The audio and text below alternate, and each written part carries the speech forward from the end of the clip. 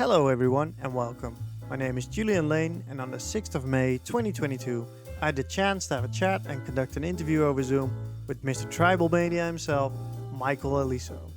Michael was a longtime dealer in tribal art and over the years posted many interviews and tribal show reviews on his website, tribalmania.com. Michael has generously allowed me to post a mostly complete archive of them on tribalartcollector.com. If you would like me to do more interviews in the future, please consider leaving a comment. Cheers and enjoy, and thank you very much, Michael. Well, first off, Michael, let me say a really big thank you for doing this. I think me and a whole lot of other people in the tribal arts, African art, oceanic art world have been following you and your website for, well, decades, I think, at this point. Your show reviews and interviews, I must assume you've gotten like just like loads of people reading it. You must have had thousands upon thousands of hits on those pages. Yes, I did. I do. I did the interviews and started doing them when my enthusiasm was high. And it was a way to share with the audience. It was a way to gain some audience and kind of follow my passion at the same time, you know. Yeah. Well, and it was a way to share with other people that just couldn't attend the shows. So people loved them. You certainly did that for me. Actually, you actually showed me the shows to go to, because you don't know what you don't know. I mean, when it got started. Yes. We'll get into this a little bit more in a little bit, but I would just like to thank you for doing that. It really helped me, and I'm pretty sure it helped a lot of other people too. So Awesome. thank you. Well, this first chapter, I think we're going to talk about you and tribal art, and I think a good way would be to talk about you growing up and how was that like? Where are you from? Oh man. Well, I grew up in the valley of California, Burbank, California, the San Fernando Valley. My mom was a single parent, teacher's age. She sold Avon. She was struggling until my dad passed away. He'd visit on Saturdays. He worked for Disney Studios. And yeah, kind of the summary there. Okay. And how did you get like exposed to tribal art? Well, that's a long story, but I'll try and summarize it. The story goes like this. At 24 years old, I renovated a 6-unit apartment building, and people got to know me as somebody that could get things done. And I was hired to renovate a property in Santa Barbara. And before I could renovate it and rent it out, I had to empty the house of all the antiques. So this was 1998. So I started bringing things back and having yard sales in front of my house on Highway 9. And through that process, I learned a great deal. There was Southwestern items, Native American weavings, and a little bit of tribal art. So at the time, eBay was just getting going. And I started slowly selling items on eBay. And I was like, this is amazing. I could post an item here and the next day it'll sell. So I started going to flea markets, and then I came across something called a whale oil petticoat lamp that was circa 1830, a little itty bitty one, a tin lamp. And I listed that on eBay, sold for way more money than I thought. But I met a key person in New York named Larry LaFrat, who then started sending me tribal art to sell on eBay. He was finding it.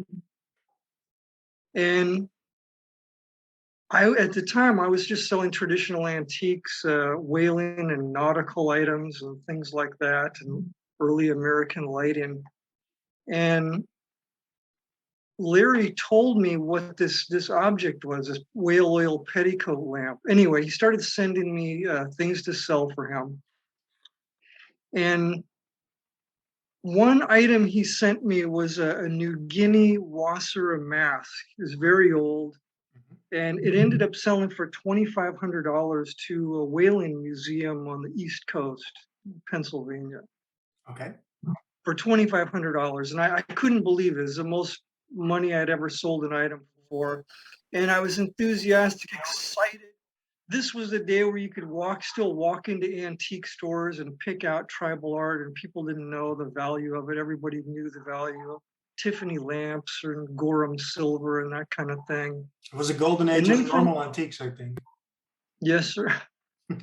Um, and then I just started building a passion. I started getting all the books, going to the museums, the tribal art shows, building relationships with people. Kind of was mentored in a way. Uh, Yeah, that's like another question I had. Like who are like the people that got you really into it? The people that influenced you at the start? the first person would be Taylor Dale in Santa Fe, New Mexico. To me, he was one of the old school knowledge holders that kind of knew like the last 1% of information regarding the cultures, the tribes. Learned a great deal from him. And he's Great still deal. dealing, right? He's still dealing, and him and I used to compete on eBay back in the day, go head to head on items, and often he'd come on top because he knew just a little bit more than me. But um, other influences like Joel Kuhner, Joe Jarina, a lot of the people I've interviewed have influenced me. Lance Entwistle Gallery, Bobby Entwistle. Yeah. A lot of famous names. Were they all hanging around in San Francisco or in where you were at the time, or? No, no, none of them.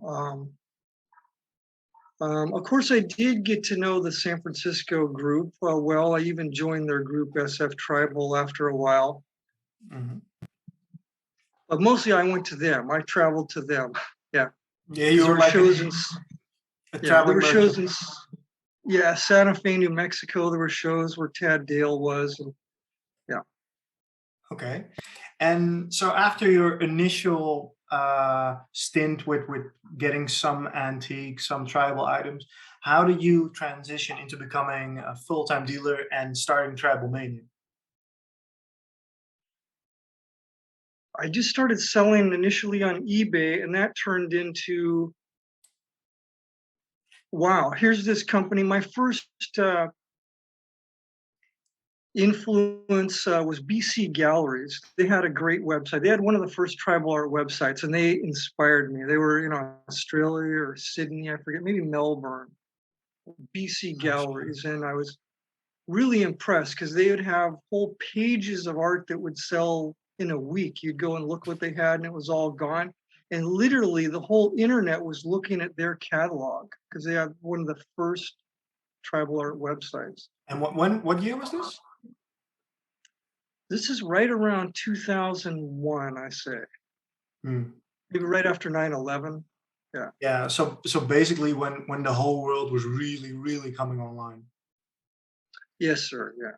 Yeah, so the golden age.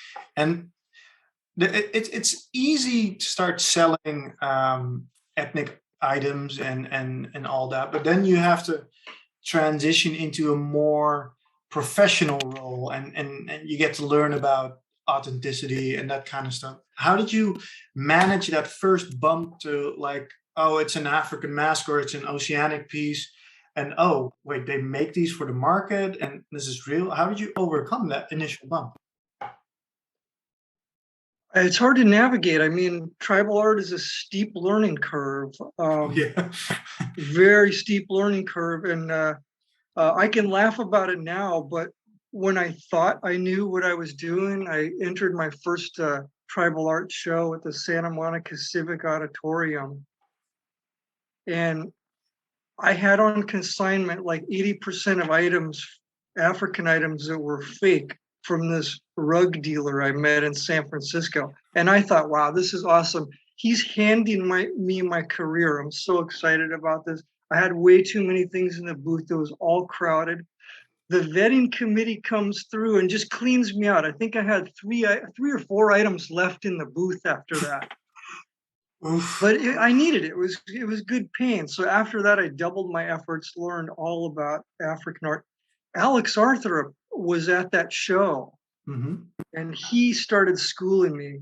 Like, look, the erosion on the bottom of the base of this Congo figure. He says in the field, this can happen in less than 5 years. And so he taught me all these nuances.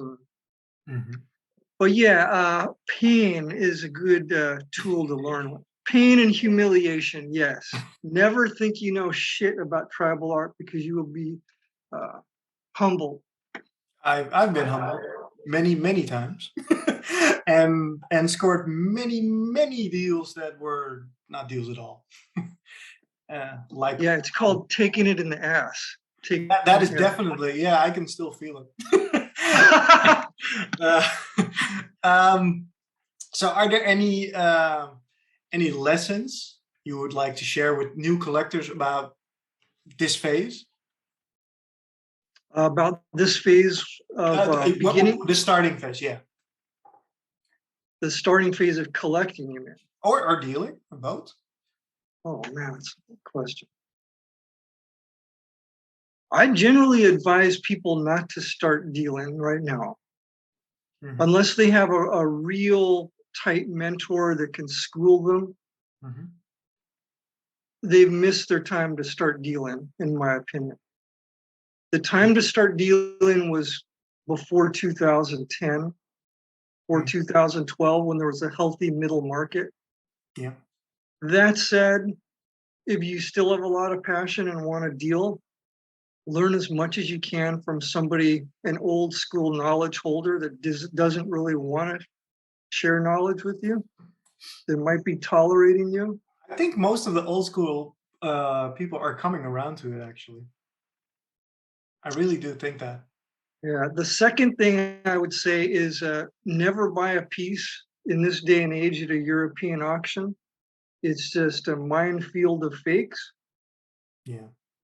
Even And I would also say, if you're just fresh, if you've never worked with your hands, if you've never restored anything or a piece of furniture or fixed anything, or have a good compass for authenticity, what old wood is, what old wood should look like, you're just setting yourself up for a failure in this business. So you almost need to have a sixth sense of authenticity and what a really old object should look, smell, feel like. Otherwise, you're doomed. Yeah, I agree with you on that one. And this is more about dealers, but how about collectors? Starting out a collection, and we're not talking about people who made the second Google, who can go to all the big guys and buy the best ex-museum pieces, but the normal folk who have a limited budget or middle market. What would you recommend? I'd recommend buying the pieces with the strongest provenance that they can afford. Yeah. That's it in a nutshell. Okay. I wouldn't invest any more money than they can afford to lose in a piece.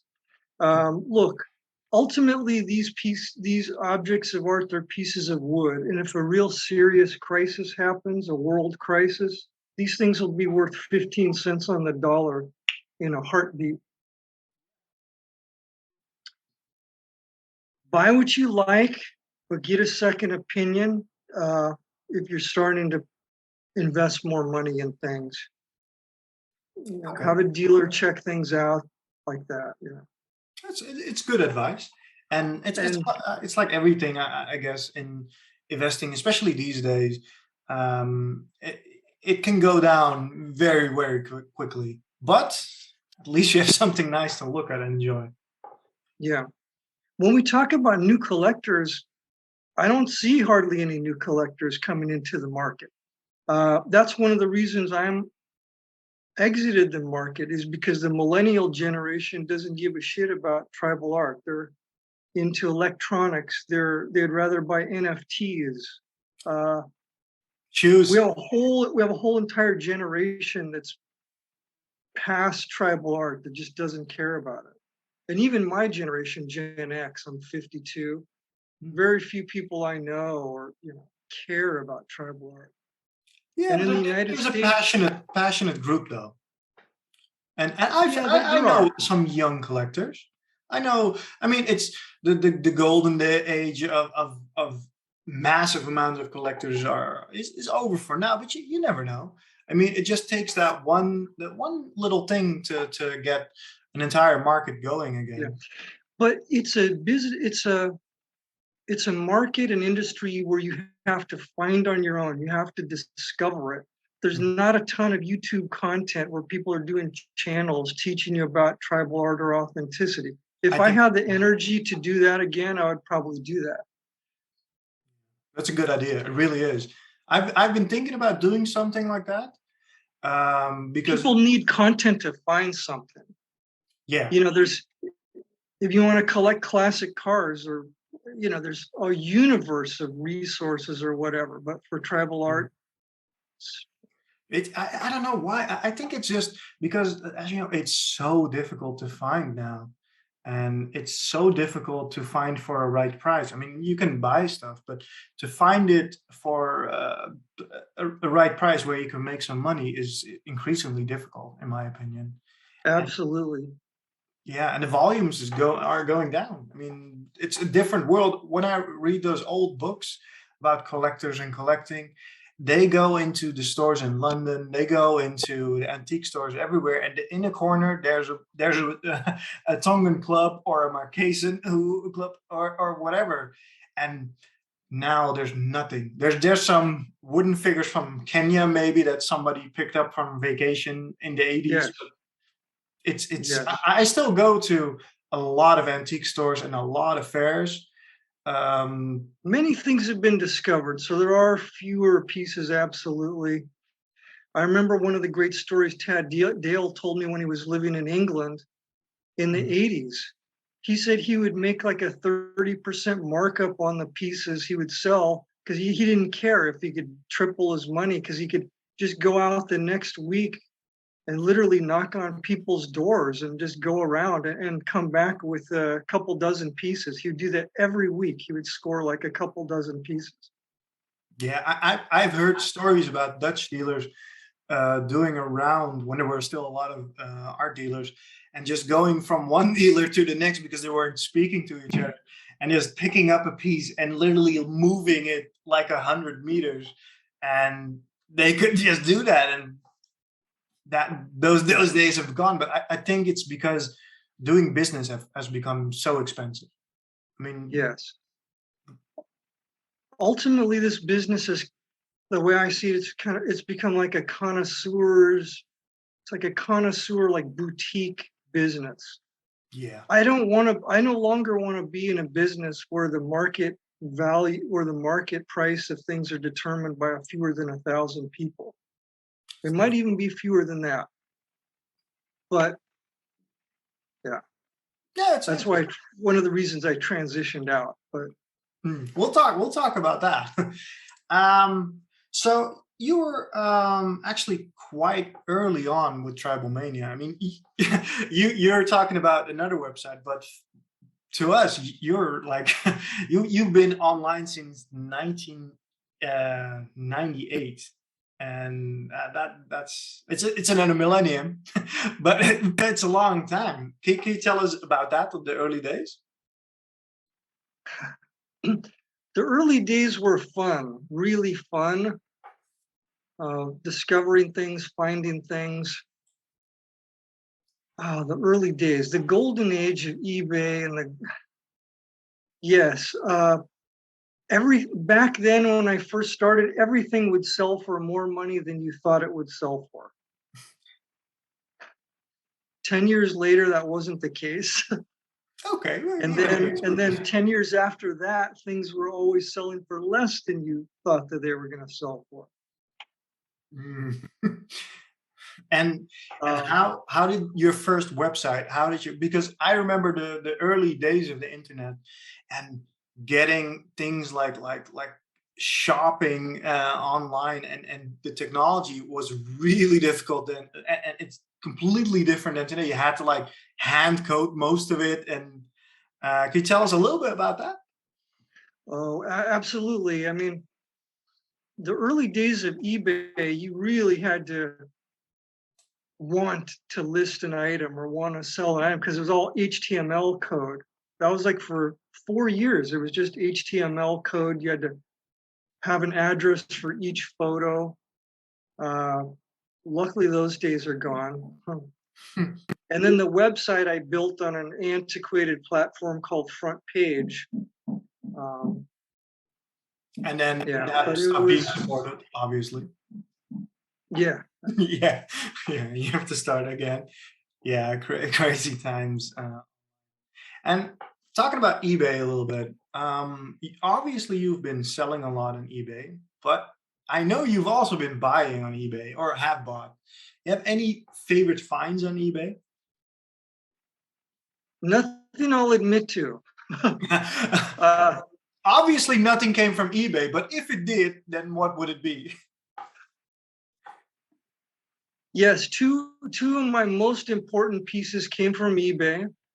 The most important piece I bought was a Polynesian piece, and it was never listed on eBay because the guy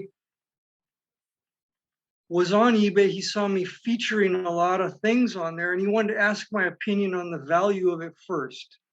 So I was able to buy that before it went on eBay, but it almost went on eBay. The second one was not going to be too specific because No, no. these pieces climbed way up the food chain to the top. Makes sense. Makes sense. Yeah. The other item was a Congo charm about 3 inches tall, but very, very significant from Angola, actually. And those were just the major ones, but something not all of us like to talk about just how great an opportunity can be found on there. For example, Amius Nagley, I think he got a Lulua figure, famous story, that sold for just under, I recall, Pace Yeah. Primitive Gallery. And I think there's But so this is many years ago. stories. This is 10 plus years ago. I don't know if I have the patience or the fortitude to look through all the shit anymore and debris on there. It is. But if you do, there's going to be a deal. I have found some really, really, really, really great things online and on eBay even, but it was an accident because you can't. You're completely correct. You can't go through everything. You just can't. In my experience, I was online one day watching some kind of shitty movie that I didn't pick, obviously. And I was just browsing on my phone, and I was like, I'll type this in at eBay, and I was like, huh? That looks good. It was a surprise. That's how bad it's become. It's a surprise for something to look good. And you can't, unless you have unlimited amount of time, you can't do it anymore. I agree. It's too much. Well, most people by now have read that Tribalmania Gallery is closing, well, it has closed. Some people even called it the end of an era. I agree.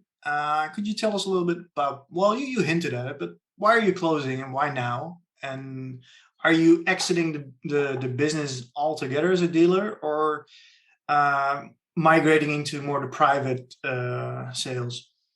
So a few questions there. The main reason I closed the gallery is because my entire retirement fund was locked up in that oceanfront beach property in Half Moon Bay. It was a beautiful. Yeah, but it's too close to the water. I wanted to sell it before it was worth zero. I think you succeeded, right? We'll talk later. Yeah. But the reasons it was time to exit the gallery, exit the business. One, there's too many fakes in the market. I'll talk more about that. I decided I'm no longer willing to invest in tribal art. I'm not willing to invest in $20,000 in a piece that I don't know is going to sell. I don't know if it's going to sell in 10 weeks or 10 years. Number three, there's fewer collectors. The millennials don't care about it. The prices are high. All that. And It how was just difficult? time. You know what? I stayed in the business too long. I stayed in the business 10 years too long, and I lost the thrill of the hunt, you know? Did And you lose it, or was it because it's too difficult to find things, and if you have to look so long, so hard, there's just no more money, and it's no, more surviving. no, I lost the thrill of the hunt and stayed in the business too long Hmm, that's fair. because, yeah, I'm just not willing to invest thousands or tens of thousands of dollars in an object that I don't know when it's going to sell. I don't know when the customer is going to appear for that. And I'm not a collector at heart. I love the art. I appreciate it. I think Hmm. it's awesome. I'm a custodian of it when I had it, Hmm. but I'm not a collector. I laugh sometimes. I ask one guy, one collector. I asked it. Let me back up. I collect money. That's fair. People ask me what I collect. I collect money. I mean, I'm more of a businessman. It's fair. Every business, every venture needs a businessman. There's nothing wrong with it. You have rescued a lot of pieces and brought them to people who who have this insane tendency to collect that stuff, and that's. Yeah, maybe I infected them with a little tribal mania over the years. I think you did. You definitely did that with me, as you can see. Um, was it difficult, the decision? The decision was did take some courage. My friend helped me make the decision. I told him I was thinking of exiting the business, and he said, "You know what? I totally understand. Have you thought about sending it all to auction in at one time?" I thought about it a couple days, and that's what's happening.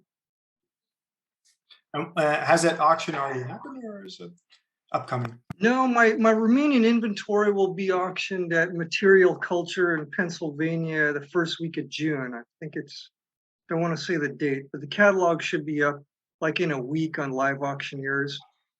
And when I say I stayed in the business too long, I mean, it's true. I mean, everything where all the action is practically at auction right now. Mm. All the action and big collectors and big money move to auction. And I should have just watched was doing 12 years ago, where that's where he just focused. He kind of tapered off putting things on his website, high end things, and Mhm. just started using Bonos. Yeah. Are you planning to stay in touch with the field of tribal arts, the other dealers, maybe some collector friends you made over years, peeking how the auctions are doing every once in a while? I think so. I may not be able to stay away from it. I'll probably miss Brussels and Paris and return to one of the shows or two. You know, real nostalgic for that. Good Yeah, people. it's a Yeah, good excuse to visit too. that's right. Could you tell us what was the best thing about being in the tribal art field? I've never had a real job in my life. I've never punched a time clock, so it suited me real well. Yeah. Jealous. Um, yeah, making your own hours. Uh, it was awesome when I had the thrill of the hunt, and there's nothing more than I liked discovering something and placing it with a collector and making a profit on it. Um, yeah, I did really enjoy it when I was dealing. Were there any things you didn't really enjoy? Yes, that would be eating an excrement sandwich now and again. Yeah, so for example, you sold a piece 9 years ago, and some collector shows it to somebody that they trust that has a wooden eye, doesn't know anything, and they demand their money back after 8 or 10 years. And if you don't give it to them, they'll drag you through the mud with their attorneys, and So that's not fun. And That's difficult. every once in a while, something bad will happen to you. The mosquito will land on you. And when it does, it's painful because it's a lot of money you'll have to return. Yeah, And that sucks. That's bullshit. I'm not a department store. You know, you have like the collector had the piece for a decade to check out, and yeah, at a certain point, yeah, it's tough. yeah, I can imagine that. I mean, at a certain level, it's also very, very difficult to 100% say if something's right or wrong. I mean, I've seen discussions between dealers, and yeah, it's very, very difficult. I think that there should be some kind of limit, but I couldn't tell you what the limit is. So a difficult one. Indeed, indeed. Um, any, It's well, yeah. Back to the topic of authenticity. At some point, it does get subjective because I've seen top dealers uh, discount pieces that were completely right just because they were overcautious. Um, so yeah, there is a subjectivity component definitely to authenticity. yeah, Yeah, on this topic of authenticity, that's one of the main reasons I decided there's no future in the business for me. Or is it during COVID? What happened? All during COVID lockdown, the very best fakers, the very best workshops in the world, Indonesia, Africa, they were producing their best fucking masterpieces off of book photos, Sotheby's catalogs, whatever they were doing. And those all have hit the market. The best fakers had extra time to make their masterworks during the COVID lockdown. That's what's ruined the market for me. That's what's made it like a minefield that I'm no longer willing to go into. yeah, it's I, very, I bought a fake, a very good fake 6 months ago, an oceanic piece. And then slowly I started hearing, wow, there's a top dealer that bought a fake at auction, and this other dealer had a problem, had to return this. And yeah, yeah, yeah. it's no accident the market's flooded with fakes. It was all during that shutdown period. I know of a Dutch guy that's been faking pieces or modifying them. We have on our Facebook page, we have an entire like archive of his pieces, and Yeah. it's And if you know a really good restorer, a skilled one, it's scary what they can do. yeah. I've seen repairs on clubs that I couldn't tell. Yeah, they use the same wood and same techniques, and yeah. Yeah, it's very, very difficult. Switching it a little bit, can you tell us some of the people you met along the way on your dealing adventure? Any stories? Any famous people, maybe?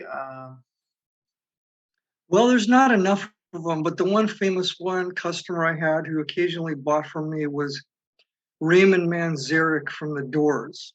Oh, really? He's since passed. Yeah, the keyboard player, Raymond Manzarek. He would show up at the tribal art shows and occasionally buy from me. The first piece he bought from me was a Coco de Mer, Mm, and it actually made my whole show, made my whole day, because it was right after that event at the Santa Monica Civic Auditorium where the vetting committee just completely annihilated my booth, and but they left me with a few things, and that was one of the things I sold. So even though I had a horrible experience there, humbling one, it was awesome to meet Raymond. So good thing happens now and again. Other dealers, colleagues of mine have done business with Billy Gibbons from ZZ Top. He had an affinity for African pieces, but there's too few collectors, too few famous collectors. and normal people who you remember, normal people, other collectors or dealers you remember fondly or still think of fondly when you met them. Oh, absolutely. They become your friends. You create relationships with them. The customers are awesome. Yeah. And Yeah. I think that's what keeps many of them young is getting out of bed and collecting and seeing what they can find. But more and more of them stop going to our websites and they're just looking at live auctioneers. So Yeah, yeah.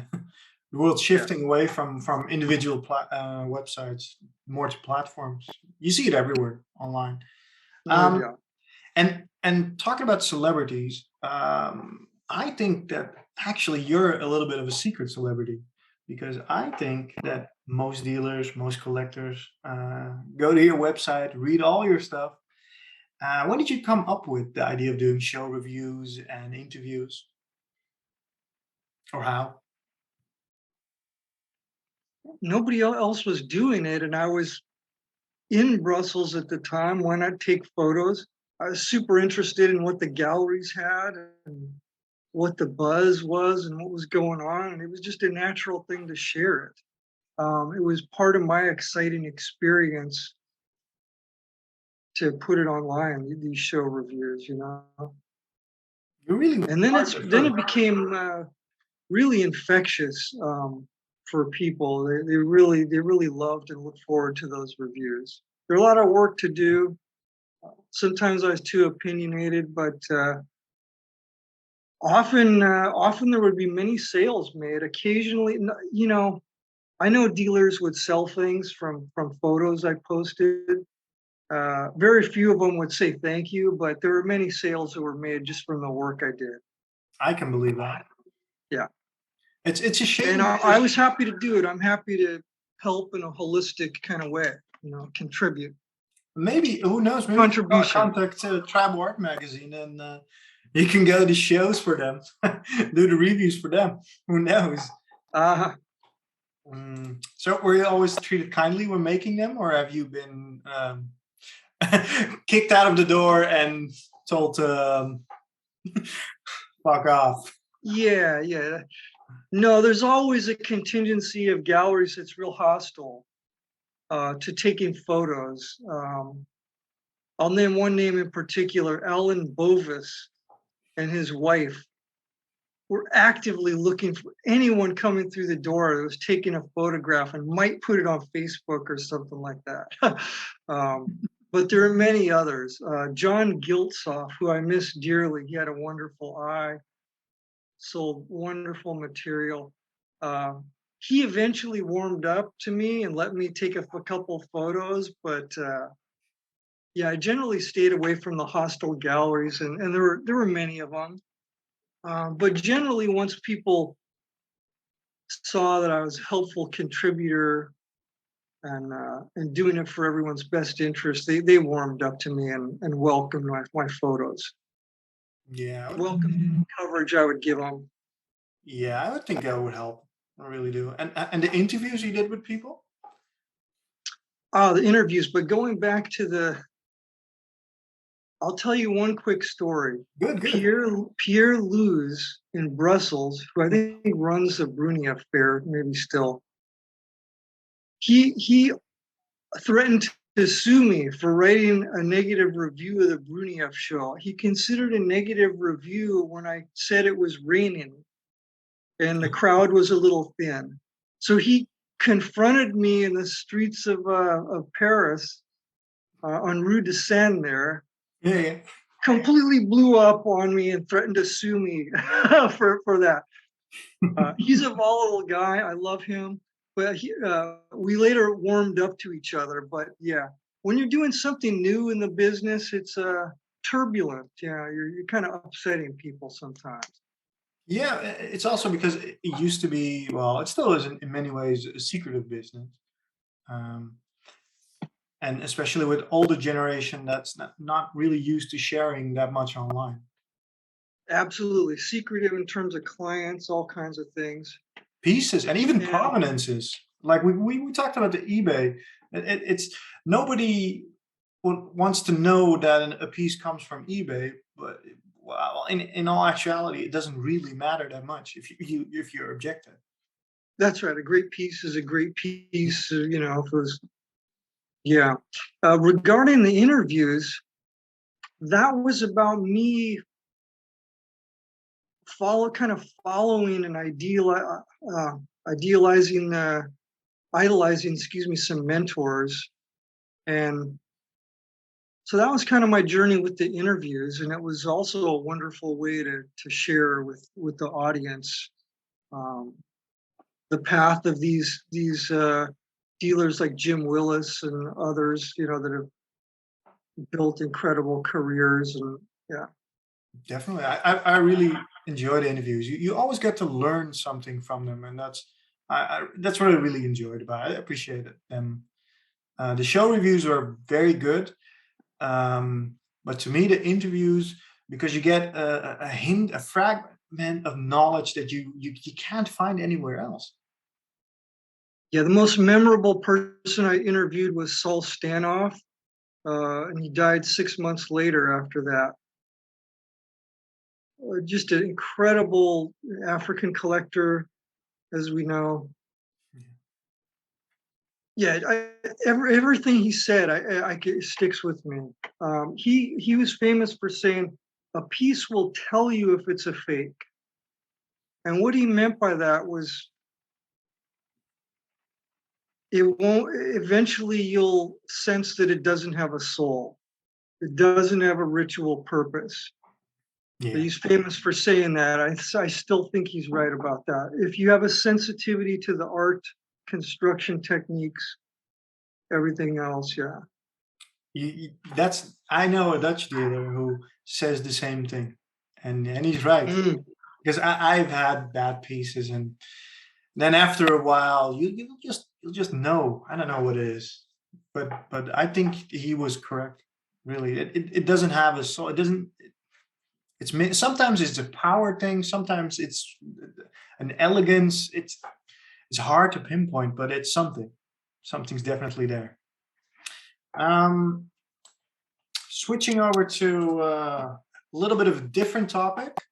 Um, Talking about collectors and collecting. You hinted at it at the start, but are you a collector yourself? I joke that I collect money. That was actually a joke, even though I said that in a serious way. I don't really have the collector mentality, but I have a couple hobbies. uh, One of my hobbies is firearms and marksmanship. Not many people know that about me, so I have more than a few things like that. Hmm. Is there any specific area where what you're looking for, what you collect? I don't collect old firearms. Right now I'm mostly gather training. Uh, I do all kinds of training in the Nevada desert at a facility called Front Sight. One of my hobbies is just always improving. Uh, And is that yeah. marksmanship or like sharpshooting, or is that more the reflex, quick shooting style? I do all of it. I do everything from handgun to shotgun to AR-15s. These are classes that are under timed pressure with ex-military people. What else interests me? Classic cars really interest me. I don't have one in my garage yet, but I plan to. What are you trying to buy? Eventually, I like a 1950 Mercury, like a chopped Merc, Hmm. lowered hydraulics, All like a right. car, like a Then rockabilly, like a rockabilly car, like the Stray Cats would have had. Anyway. insane hydraulics, and you Yeah, want to knew everything. Corvette engine, disc brakes, air conditioner, but the body's vintage, but everything else is new on it. Fun toy, maybe. yeah, Yeah. definitely. I'm sure you'll get it.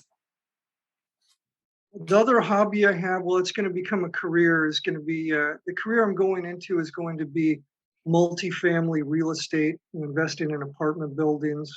Mhm. I want to own something that everybody needs, like a roof. Everybody needs a roof over their head. And I know that business anyway. Not everybody needs an Austral Island paddle. But everybody needs a home. Yeah, true. Yeah, it's true. Switching it back to collecting again. Is there any difference in the way people used to collect, if you compare it to how people collect today? I dream about the years ago, how people used to collect. I think about in the 19th century, the English gentlemen all had a curiosity cabinet or room full of artifacts. Mhm. It kind of started there, and then all of the collecting periods, the Man Ray period, the 1950s, the modernist movements. It was kind of like collecting primitive art, tribal art was baked into the culture back then, and Mhm. sadly that's vanished. Um, I think it was a very specific gentlemanly thing to do, and I think also one well of said, yeah. the, that's more common in the Commonwealth than the rest of Europe, because for some reason, Britain and England especially, there's so much material there. It just always pops up there, and Well, it's awesome because they had that maritime culture for hundreds of years. yeah. Yeah. I'm from the Netherlands. We had a similar thing, but for some reason, we a lot of stuff pops up here too, but it's nothing compared to the British, especially in the 80s and 90s. But even today, Well, the crown had so many ships, yeah, whaling ships, merchant ships, there's everywhere, settlements. So, some yeah, colonies. I venture to say that England is still and remains uh, a great place to field collect and discover collections. One of my friends, Douglas Barrett, told me, Mike, the material's still here. Maori pieces, nephrite pendants, the whole thing. I believe that. Yeah, I definitely do. It just Um, doesn't come out often and soon enough and in a large enough mother load to seem like it. But it's still there. They collected a lot, and even here, there's still a lot to be discovered. There really is, but it takes so much more energy because of all the crap that's mixed in between now. Um, in my opinion, you've always been one of those dealers that has something from every region and for everyone. But on a personal note, what would be your favorite region? If you were to have, if I were to put a gun to your head and your crazy gun skills wouldn't be able to save you, what would you collect if you had it? ah, my first choice would be Northwest Coast, like portrait masks from the Haida, Hmm. Tlingit. Um, Probably number two would be Maori pieces. Both categories are expensive and very hard to find now. So if I had my choice, I would only sell Maori and Northwest Coast pieces, but that's not really possible. No. So I like to diversify and like to have something for everybody. And there's a lot of cultures that interest me, Mm. especially the Philippines also. Oh yeah, I can imagine. Yeah, it was a very interesting culture, and I think there's a link to the United States, so you probably get a little bit more of the material over there. Well said, yeah, because there was that Philippine American War in the late 19th century. There was a lot of artifacts taken back, mostly weapons, shields, but some sculpture too, bulul figures, etc. But yeah, that's the one exception for the United States where you can Yeah, find that material here, Washington State, whatever. And I found a lot of it over the years. yeah, we get some of that here too. I think that's the Indonesian connection that we get lucky sometimes with that material. And if you were to you have a favorite object class like weapons or mask or figures, what would you pick? Initially, I really delved into weapons when I started dealing because they were abundant, authentic. Love war shields especially, but uh, my favorite part probably category is sculpture. Obviously, I mean I've always dreamed of finding a Easter Island Moai Kava Kava figure Yeah, me too. for the right price. You know. Yeah.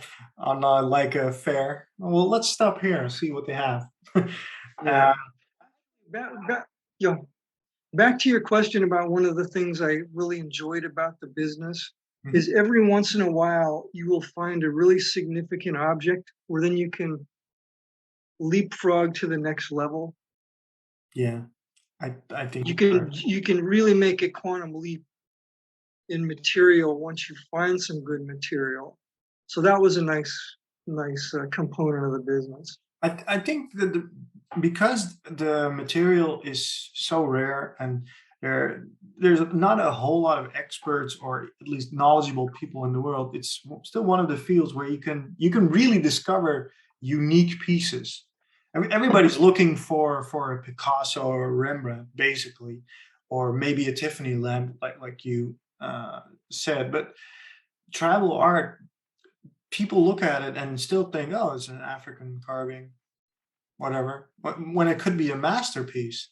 So I think that your Craig still has that going for it. Yeah, there's still some arbitrage there. Absolutely. Yeah. You know, a family will inherit some things from their parents and it's just stuff. It's just creepy stuff to them and Yeah. they're just interested in selling it, you know, and Mhm. there's a new discovery to be made there. So And everything is always African, which is also also hilarious, right? It's yes. everything from Africa. Yeah. And I Even think it's yeah, whatever it is, we'll call it African. Yeah. everything is African. And I think you hit like some kind of pattern, because I agree with you about collecting or dealing. Most collectors, especially male collectors, which is probably most of them, um, they most really start with weapons. For some reason, it's everybody. Mm. I'm not sure. Maybe it's an evolutionary thing that we all know how good it feels to hold a weapon. It just it's something, and then you get exposed to more, and you start to maybe, well, some people drift away from it more into figures, and you have some people who specialize in maybe instruments or. But I think that's a pattern I'm seeing a lot. That's actually a good point. Weapons are a good starting point because the price point, the entry point is there. And they're objects that were made, carried, handled, used by the warrior. Mm, And often they have their soul, that spirit, that mojo imbued in that object. A great war shield, Dayak war shield, Philippine shield with spear marks on it, knife points, arrow, embedded arrowheads in a New Guinea, shield. mm. Yeah, Yeah, and you could feel the journey of that person, the mojo's there, the definitely. field use anyway. Yeah. And I think, because always when I have people over, especially men that have never, no, none of my generation have ever seen anything like these items I have here, except for in the Oh, museum. And always, it's too common. always, they drift towards the weapons. Always, they like holding a Japanese sword or an ula, or always, it's always the same. And then after a while, when people will come more often, they drift towards other things. But it's an Well, yeah, interesting. absolutely. Well, and the other component is they're very tactile, like you mentioned. I mean, Yeah. uh, an Easter Island figure or a Congo figure, you have to really appreciate these other things. You need to understand and know the context they were made and used, and Yeah. and then often those pieces get more interesting once the collector learns how they were, And more beautiful. how and why they were made. Yeah. Yeah, definitely. Some, especially the more esoterical styles, or the ones that look not so Western, but more, not crude, but more crude. are very difficult to get into at the start, and then once you've seen a lot of them, you can really appreciate how beautiful they really are. But I guess it's true what they say. You have to really train your eye on some pieces. Um, More about pieces. Yep, any dream piece? Well, obviously you hinted at an Easter Island piece that you would like to find. But money aside, on both ends, not buying or selling, any piece you would love to find or own or. Oh, there's been so many, and I mentioned the Easter Island Moai Kava Kava. I love all the Easter Island artifacts, like the dance paddles. Mm, Um, yeah, I've always dreamed of finding like a Northwest Coast Haida portrait mask, circa 1820, uh, shamanic image, like a transformation mask or something like that. Um, there's so many. I mean, I'd love to find a Maori nephrite tiki that was like 7 inches or something like that, a big old huge pendant. but Um, you've owned tikis, I think, right? You've sold a couple. Only just recently, but in the past, had very few of them. Yeah. They're very increasingly difficult to find. I've never had one. I've Mhm. seen some for sale, but they always make their money. They always do. Um, True. Talking about the market a little bit, we've discussed it a little bit, but what is your thoughts about the market, the tribal art market today compared to when you started? Tribal art markets. Back to your question, I thought of an Uli figure, like a New Ireland Uli figure. That would be another. Uh, Yeah. oh my God. I mean, the market's taking a quantum leap. It's in a different dimension. It's in a different universe compared to when I started. When I started, everything would sell for like more money than you thought it would. There's incredible demand for the pieces. Mhm, All of the old collectors that were still collecting, they hadn't passed on yet. mhm. Uh, the material was still affordable, easier to find. Was the There was cost of not doing business lower back then too? 100%. Yeah, that's a great point. Yeah, Yeah. there are fewer barriers to entry, less cost of business, or easier to open a gallery. Mm. Fewer expenses. The shipping costs were probably a third of what they are now. you know, the shipping costs I remember when I started were just negligible. It was a little bit, but Mhm. you know, now to get uh, object to Europe, uh, anything sizable, you're looking at over $800, Yeah, FedEx or whatever. and most of it is taxed now automatically. So it's all. I There's remember too there's too much government, too much taxes. The definitely. government the government always messes stuff up. Yes, I can tell you a story actually about that. Some I bought Hmm. an item from Mr. Dale actually, Uh, um, and the United States Postal Office made a mistake, or it was my government or your government. Anyway, they added an extra zero to the value oh of the shit. package.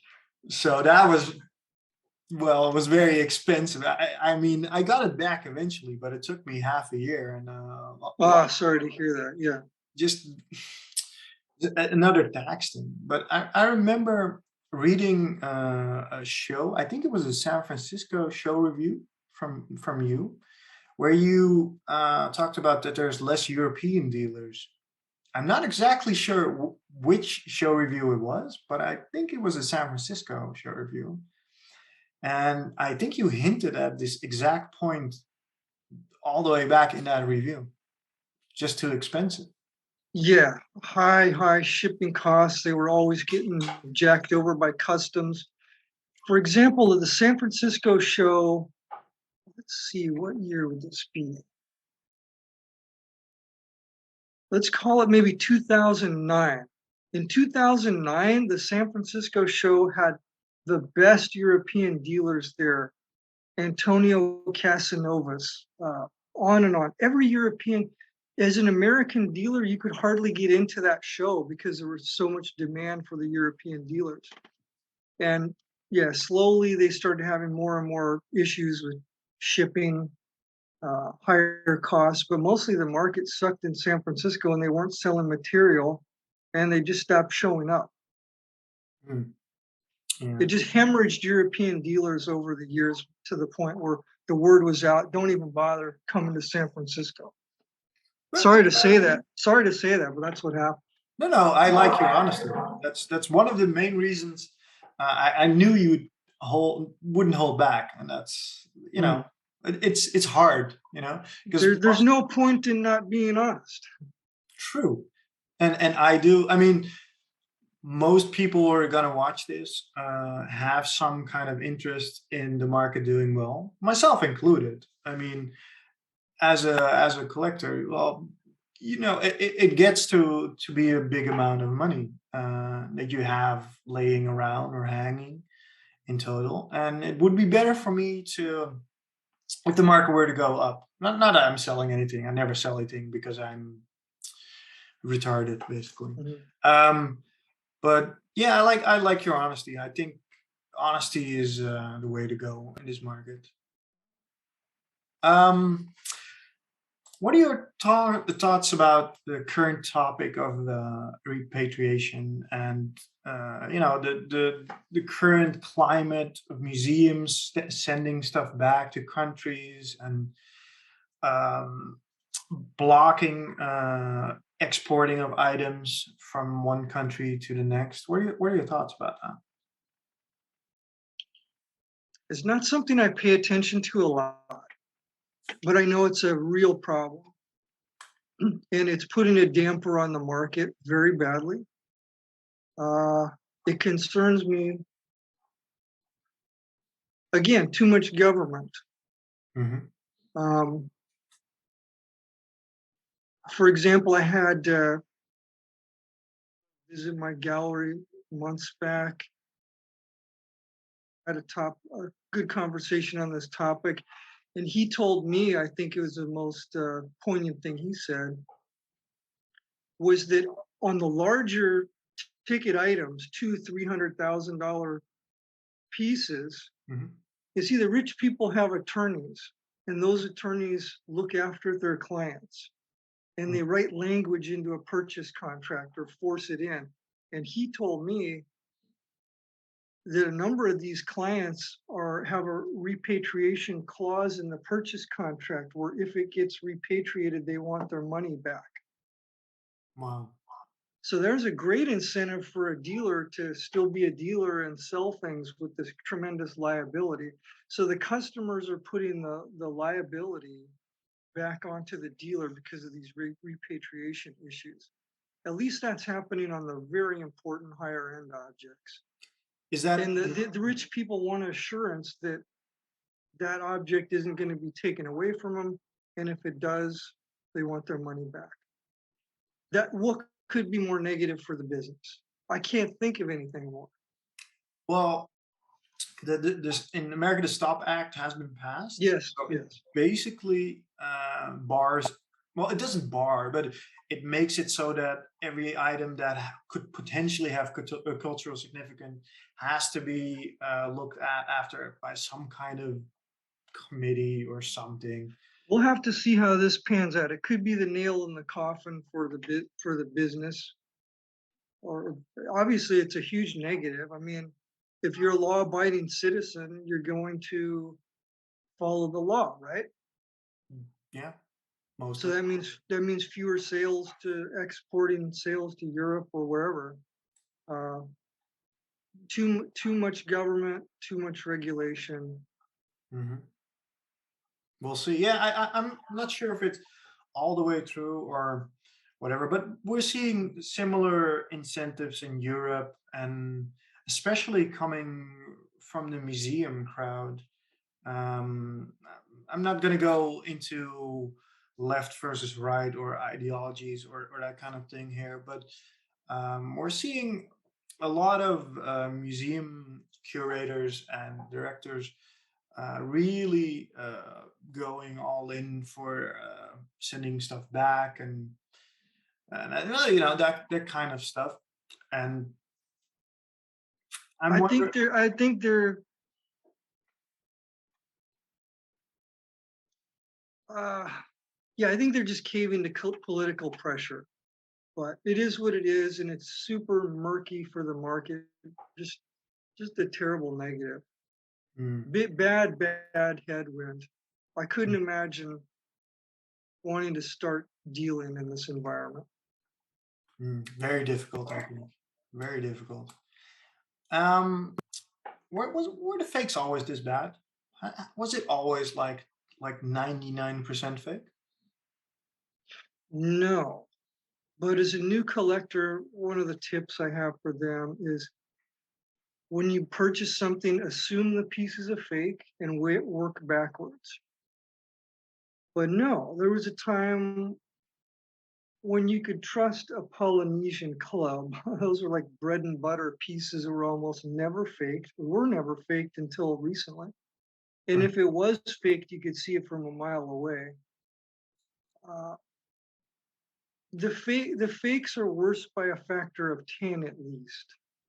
Um, Now, you still had to be careful of African fakes in the mhm. 80s and 90s. I mean, there were some African pieces reproduced in the 20s, especially in the Ivory Coast and things like that, made for the colonial tourist market. But Mhm. we're talking about egregious fakes, the Yeah. proliferation of workshops. Uh, we never seen anything like that. And it just get, like I said, it just got 10 times worse with the COVID shutdown and these workshops producing these master works, Mhm. which are really, really, really Yeah. bad. Unless you're an expert in that particular field, it's going to be very difficult for a general tribal art dealer to pick those out, I think, or a collector.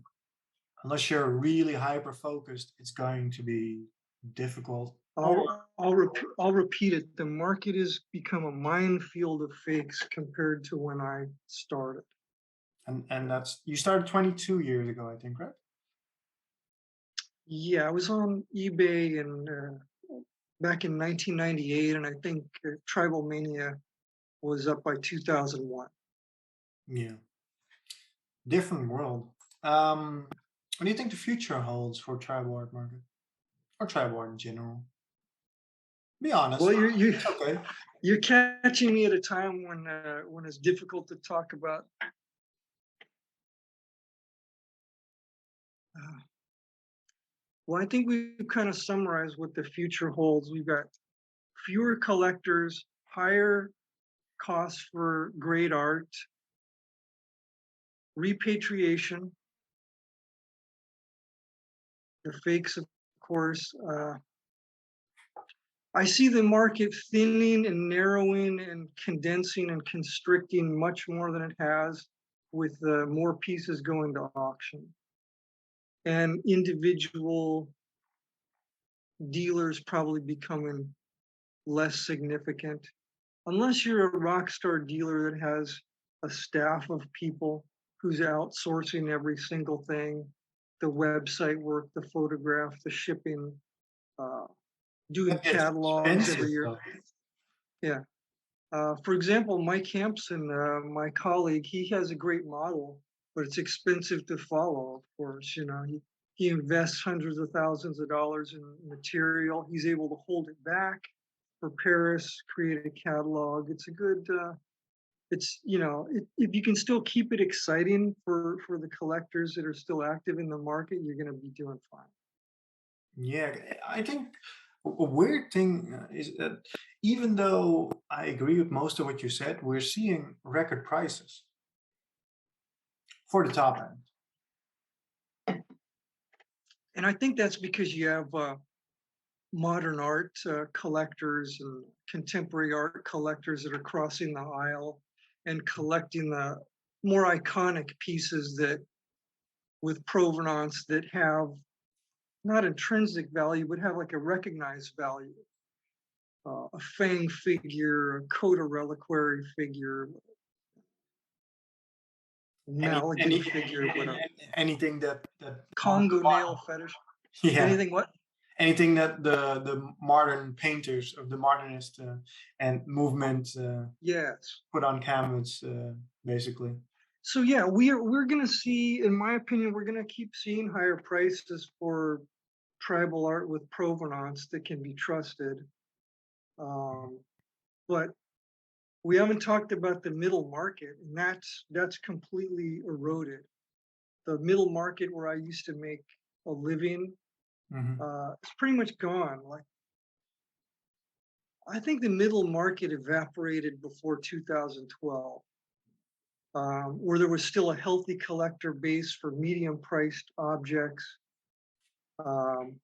There used to be a very vibrant middle market, and that really, really collapsed. I mean, I saw it happen with Polynesian clubs. I mean, those were rock solid bread and butter artifacts for many, many years. And then even those lost half their value. But I'm not talking about masterpieces with figures and inlays and that, yeah, core material. Yeah. the Ulas, the Samoan clubs, that kind of stuff, probably. The maybe even the Solomon Island clubs, that kind of stuff. Yeah. Talking about Provenance, can we trust Provenance? Can you trust provenance? It's good to question it. And often when a buyer asks about provenance from a dealer, they're basically asking, what's my assurance that this piece is authentic? But no, provenance is probably more made up and faked than the pieces themselves. So trust but verify if possible. Yeah. Mm. Okay. I have some questions from the fans. Yeah. we have touched on some of these issues, but I'm going to read them anyway. A certain Mark B asks what you think about the current market, the cast of players, and the repatriation issue. Yeah, we kind of covered that topic, but let me think. Except for the cast of players, probably. Well, there's just fewer of them. Every year we lose more players. Sigh. I don't know what to say to that. I've kind of already covered that. True, you did. It doesn't bode well for any of those things. Okay. In my opinion. Hopping back to the middle market a little bit. Recently, we have seen loads of groups on Facebook, especially groups selling tribal items that have been that are somewhat vetted, that really do look to be a pretty good and solid middle market base. Have you heard about them, and what's your thought about that? I haven't really paid attention to what's going on Facebook that much in the groups. But your question is regarding what I think of them and the middle market groups. I think any exposure is good. I may have an opinion on that later, but not right now. Okay. Mr. David N asked if you'll be going into the business of selling Californian wines. Now, that's a good question. I'd rather drink the wine than sell it. But no, I'll be going into the business of multifamily real estate apartments, maybe some collective car dealing, that kind of thing. Yeah. We're gonna be rounding the tribal part off a little bit and talking about more about you and your future and what happened. Some final notes, basically. You recently sold your Oceanfront Gallery building. Could you tell us a little bit why that building was so special? And you had a small story you hinted at before we did the interview about who you were selling it to. Could you elaborate a little bit on both those points? About who I'm selling it to. No, you Oh, sold it it's actually to. already sold. Yeah. Yeah, you sold it. Yeah, you were hinting at certain prints, I think. Yes. Yeah. Sadly, that guy turned out to be a scam artist. Oh, really? Uh, That is insane. yeah, some guy named Prince Abdulaziz uh, acted like he just wanted to do business with the owner. Took me all the way into escrow and turned out to be a fraud. Uh, Jesus. So yeah. it's So not no, it just tribal eventually art. it. I wish that was a better story. Yeah, sell a property to a sheikh or a prince, but he turned out to be a fraud. But it sold to a regular guy, and the gallery was awesome. It helped me, expand Tribalmania. It was 3 floors. The second floor was my whole gallery. Um, had inspiring views and all that. And I lived there for the last 4 years, but Half Moon Bay is too damn foggy, too damn windy, and too damn cold. So Cold? any yeah, yeah. I'm moving to Arizona, Scottsdale, where it's warmer. Not as hot. It's Northern California, so it's a different climate than Southern California. Yeah, Hmm. And wasn't your gallery a special type of architecture? It was designed by. it was. It was a really avant-garde modernist building built by some guy named Fred Heron in 2007. It had all copper-clad shingling, and it looked like it was the roof was going to collapse, and but it was really avant-garde architecture. Maybe we'll post a photo of it, but I Wow. recommend anybody who dreams or idealizes of owning a property on the beach. I would say just visit the beach. You don't need to own a property there. I had I had 20 reasons to sell it and only 6 reasons to keep it. So it was a long coming. Now I want to know why shouldn't I own a property on the beach? Uh, Too much upkeep, too much deferred maintenance, too crowded. The weather sucks. We had a storm about half a year ago with 50-mile-an-hour horizontal driving rain into the windows. There was no difference between me being 10 miles out into the sea and me having a property right on the shore. No difference. Yes, the sea can be very crazy and When stormy. there was a little tsunami that triggered by an earthquake in Tonga several months ago, Hmm. and I saw the results of that come right up to the real estate sign. I thought, fuck, I'll never be able to sell this property after this. It's going to be worth zero. So Yeah, we've all seen those pictures of those oceanfront properties that are now on stilts and that kind of stuff. yeah. Right, it's scary stuff. Look, the context, the big picture is we little humans are just living on the crust of a planet that's always evolving and changing. Yeah, There's so many events that could cause a tsunami or a wipeout in the civilization. They're too numerous to mention. I agree with you there. Um, you mentioned at the start of the interview you have a passion for guns and well, it's more the training and use of probably. Any hobbies you'll be focusing on from now on? Uh, it may not seem like it. What's the word? Yeah, the main hobby, the main interest of mine is paranormal phenomena, alternate realities, different dimensions, ETs, everything the government lies to us about.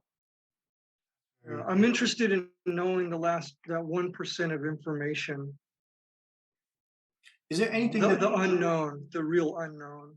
Is And it there's some staggering things that haven't been told to humanity. is there anything that triggered this interest in this topic in you? I've always been interested in ETs, aliens, paranormal, etc. from a kid. But during COVID, when I had more time, I read 30, 40 books by whistleblowers, contactees, and experiencers. And yeah, I started waking up to what's happening. What's your opinion about the guy that claimed to work for the government on the spaceship? What is he called? Hmm. He was on the Rogan podcast, and he was talking about not Was it Bob yeah, Lazar? yeah, exactly. Oh yeah, Bob Lazar is absolutely legitimate. He worked at Area 51. Um, he was concerned for his safety and then came out public about what was happening on the base there with ETs and testing of craft. He back engineered one of the crafts. So yeah, Bob Lazar has been checked out. He's totally legit. But there's many other whistleblowers that have. Let me just leave you with this. I think one of the worst lies that have been perpetrated against humanity is that the moon is a natural object. Okay. I'm gonna repeat what Colonel William Tompkins said. He was a colonel in the Navy, designed all of the really sophisticated aircraft for the black projects. His name was William Tompkins. Okay. He said that it's not your moon and it's not a moon. It's a command center for this region of the galaxy. The moon is a hollow object. We know that when we jettisoned different parts off of the Apollo lander onto the moon and it landed, we did it 3 times, set up seismographs. We knew the moon was hollow when we went there. The moon rings like a bell when you drop an object on it. Hmm. Okay. And there's not another natural phenomenon that could cause that, or Negative. I could go to over 10 reasons why the moon is an artificial satellite. what should the people watching this interview what YouTube video should they watch about this Oh my topic? God. Just the one. I would point to a channel. It would be Earth Files by Linda Moulton Howell's Earth Files. Okay. Well, anyone's But interested. we're digressing, but that's one of my hobbies. Hmm. Esoteric topics, things, all the stuff the government doesn't want you to know about, all the deep underground military bases where there's Okay. Well, unmentionable things happening there. I'm gonna be looking at that channel definitely, and I'll honestly will. I also have a bit of an interest in that. Um, will you still be visiting shows? Do you think? Or Yeah, doing shows. I'll be probably attending one yeah, or two if I get attending. bored. Yeah, Yeah. absolutely. I like to smile and visit people and wander around and have a good time, but it'll probably be from an observer standpoint. And if I do ever feel like I won't be dealing again, but if I'm prompted to purchase an object, I might just put it in an auction, but I won't be dealing. You'll probably it's probably difficult to stay away if you find a good deal. Probably. Maybe so, Hmm. but it Um, would be a side hobby. well, and the last question I have for you, is there anything else you want to say to fans, fellow dealers, collectors, and people you've met along the way? Well, I just said I've had a great time meeting everybody, servicing them, helping them grow their collection, and just be careful buying. Know what you're buying. know the provenance, and be way more suspicious of pieces than you've ever been. Because I got complacent and bought a fake.